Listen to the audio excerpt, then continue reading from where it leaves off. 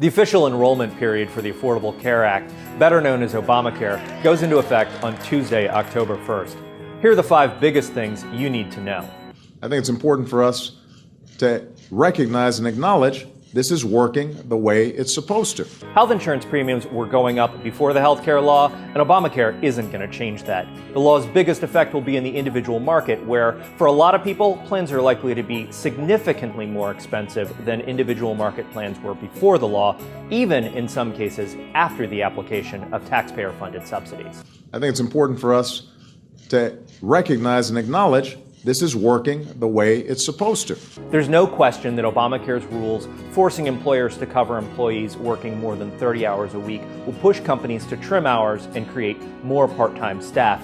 And that's even with those rules being delayed, including in one case where an Obamacare call center made sure many of its workers were part-timers.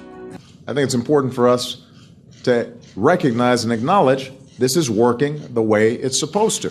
The administration has failed to hit many of Obamacare's implementation deadlines so far, and it's likely that the law's insurance exchanges just aren't ready for prime time. Online enrollment is definitely being delayed in at least one state, Oregon, and reports are surfacing that the pricing mechanism isn't working right in the federal exchanges.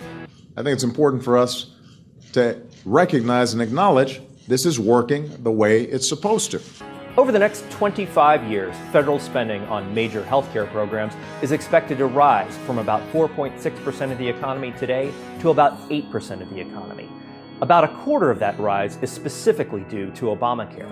More than anything else, federal spending on programs such as Medicare and now Obamacare is why spending patterns for the federal government are unsustainable. I think it's important for us to recognize and acknowledge this is working the way it's supposed to. Republicans in Congress have been making a big fuss about delaying or defunding Obamacare, but congressional options for killing the health care law are really limited right now.